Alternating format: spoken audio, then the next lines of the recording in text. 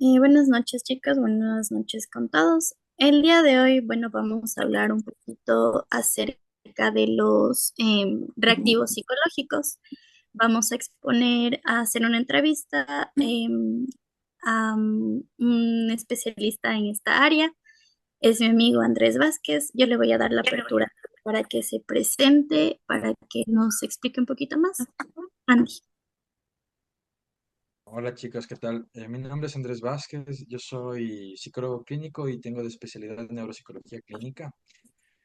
Bueno, dentro de mis procesos de intervención, usualmente siempre me encargo de la evaluación, ¿ok? Entonces, eh, bueno, esa es una parte de mi trabajo y una gran parte justamente es la intervención, sobre todo en población infantil. Y tengo experiencia justamente trabajando con esta población en más o menos 2, 3 años. Chévere, Andy. Bueno, vamos a empezar más o menos con una serie de preguntas. Van a ser acerca de la utilidad de los reactivos en sí y cómo se les aplica a estos. Empezamos, ¿puedes explicarnos qué son los test psicológicos objetivos?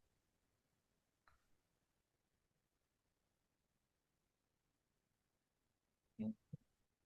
Bueno, parece que Melissa sufrió un poquito con el tema de la conectividad. Entonces, sí. Andrés, buenas noches, ¿cómo estás, psicólogo? ¿Nos podría explicar, por favor, qué son los test, las evaluaciones, las pruebas psicológicas objetivas, per se? Vale, hay una gran diferencia con los instrumentos, pero las objetivas tienen mucha fiabilidad justamente porque se denominan así por sus respuestas son más estructuradas y son respuestas que permiten una evaluación cuantitativa, ¿ya? Entonces, de ahí su objetividad, justamente su nombre. Son instrumentos que generalmente se responde con un sí, con un no, como en mi área, por ejemplo, en la neuropsicología infantil con una destreza cumplida o no cumplida, apariciones o no apariciones. Entonces sus respuestas son muy estructuradas, ¿ya? Y como te dije antes, es tan importante estos instrumentos porque te permiten justo poder cuantificarlos, poder dar un resultado muy objetivo, muy cuantitativo, muy medible. Muchísimas Ya. gracias, Andrés. Buenas noches, muchísimas gracias por la contestación a su pregunta. También quisiéramos que nos explique un poquito acerca de cuáles son las ventajas que se obtienen al aplicar un test psicológico. Justamente, inclusive por su nombre, gran ventaja de estos instrumentos es su objetividad, justamente. O sea, tú aquí no das paso a esa subjetividad, a una pregunta abierta, tal vez a errores per se por una respuesta no estructurada del paciente, sino que tú intentas hacer con preguntas muy cerradas, o bueno, no tan cerradas a veces, ¿no? Pero con estas preguntas más estructuradas, tú tienes una respuesta más fiable. Es decir, tu evaluación va a tener mayor va a tener mayor impacto, va a tener mayor fiabilidad, ¿vale? Entonces, justamente esa es una de es la mayor ventaja de esos instrumentos, la fiabilidad de su respuesta. Muy bien. Apoyando ahorita el tema de las ventajas como tal de la aplicación de las evaluaciones objetivas en psicología, ¿qué tan importante, sí? ¿Qué tan importante o necesaria considera usted que es la aplicación de estos reactivos psicológicos objetivos en el tema de la evaluación de un paciente? ¿Usted considera que es realmente relevante y necesario la aplicación de uno de estos instrumentos de evaluación? Sí, totalmente. Usualmente hay muchos profesionales que, que van por el lado de que con la observación basta, ya en muchos casos, pero yo siento que, a ver, estas evaluaciones, aunque sean objetivas, no son el todo. ¿Vale? Hay que implementar también esta parte subjetiva. Sin embargo, estas evaluaciones tienen un gran impacto justamente para una evaluación precisa. Si tú, por ejemplo, quieres llegar a un diagnóstico, necesariamente son estas evaluaciones. No te puedes solo fiar con la observación clínica. Y esto va a la par. En realidad, un gran porcentaje está la observación, pero otro gran porcentaje está la evaluación. ¿Vale? Y Correcto. justamente esto, justo esto nos conlleva.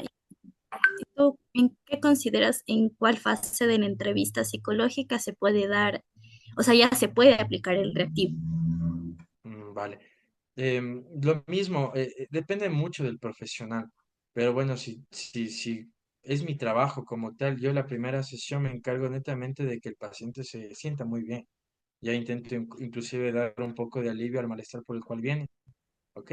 Y incluso intento explicar, justamente, pasa mucho que en terapia profesionales a la primera evaluación, porque no tienen que más trabajar en base a, evalúan, ¿ya? Pero yo siento que la primera sesión debe ser justamente esa para crear este encuadre, rapport, explicar absolutamente todo el proceso, ¿ya? Y yo sugiero justamente pasado esto, o sea, la segunda evaluación, o sea, la segunda sesión, perdón. Posterior a la segunda sesión, tú puedes utilizar el tiempo necesario, tampoco tienes que explayarte en el tiempo, ¿no? Pero sí, tal vez, qué sé yo, dependiendo de la situación, utilizar una segunda y una tercera sesión para evaluar, ¿ya? Posterior a ello, dar siempre resultados, eso también es algo muy importante. Eh, no todos lo hacen, pero para mí es muy representativo el hecho de que tú evalúas y la evaluación no solo queda para ti, sino que tú también des resultados y que el paciente sepa qué pasa, qué sucede no de una forma teórica, pero sí dando un resultado entendible para. Una consulta más, adicionando a todo lo que se dice, ¿qué tan importante es conocer en sí a profundidad un reactivo psicológico antes de su aplicación? Totalmente importante. Imagínate tú que, por ejemplo, hay este instrumento que es para evaluar autismo, la DIR y la 2, ¿no? Son instrumentos complejos, muy complejos en realidad, que si es que tú no eres ético y solo, digamos, adquieres el instrumento, pero no te preparas, en realidad estás perdidísimo, no puedes aplicar este instrumento. Entonces, de ahí primero es la práctica. Tú primero tienes que hacer mucha práctica con el instrumento que uses. Esto es un ejemplo de la DIR 2, pero hay muchos. Hay un hilar que ustedes también lo conocen, ¿no?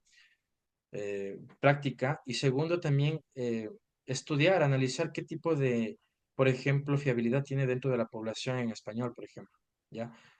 Analizar qué tipo de fiabilidad tiene justamente con sus respuestas, en dónde está cayendo, dónde peca este test también. Es muy importante justamente también darte cuenta este tipo de datos que usualmente están en los manuales de los instrumentos y sobre todo esto, antes de aplicar cualquier instrumento, tú tienes que dominar el instrumento. Si no lo dominas, tu aplicación no llega a ser muy precisa, ¿sabes? Inclusive para su interpretación. Perfecto. Bueno, muchísimas gracias, Andrés. Y ahorita ya a modo conclusivo, teniendo en cuenta la importancia de el conocer como tal las pruebas psicológicas objetivas, la importancia que éstas tienen, por qué son fundamentales, en qué factores no son importantes y relevantes el tema de la fiabilidad, de la confiabilidad, de la validez de las pruebas, en qué área puede ser aplicable. ¿Qué recomendaciones usted nos daría a nosotros como futuros psicólogos para el tema de la aplicación de estos reactivos psicológicos? Vale, buena pregunta. A mí, yo, en esto, lo más importante es conocer el instrumento. O sea, primero conocer muy bien los instrumentos, no pecar porque hay instrumentos que aparentemente parecen fáciles. Ya, pero en realidad son eso, aparentemente. Entonces tienes que estudiarte mucho los instrumentos que vas a utilizar. Uno. Dos, practicarlos bastante. Ya antes de tal vez darte el ruedo a un paciente, practicar con familia, amigos y demás. Qué importantísimo está este aspecto. Y tercero, saber usarlo con mucha ética. Eh, ya en la profesionalidad te das cuenta que hay un hilar de instrumentos que pueden usar usados, pero muchas veces el bombear, ahí, dar muchos instrumentos tampoco es lo mejor, ¿ya? Entonces, saber focalizar el instrumento para la eh, especificidad del caso, nada más. Ser muy ético, porque en realidad eh, no sé, hay muchas prácticas que yo he visto que no son tan éticas dentro de la aplicación de instrumentos, ¿ya? Y una parte importante, también tener en cuenta que los instrumentos no son el todo, ¿ya? O sea, los instrumentos son simplemente una guía para tu observación clínica y un apoyo para tu diagnóstico, nada más. Perfecto. Muchísimas gracias, Andrés. Muchísimas gracias, compañeras. Como pudimos ver, lastimosamente uno de nuestros compañeros tuvo un percance con el tema de la conectividad. Sin embargo, es partícipe en el proyecto de otro aspecto. Muchísimas gracias otra vez con el psicólogo y que tengan una muy buena noche con todos, ¿sí? Muchas gracias. Hasta luego, gracias Gracias. a ustedes. Muchas Hasta luego. gracias, Andy.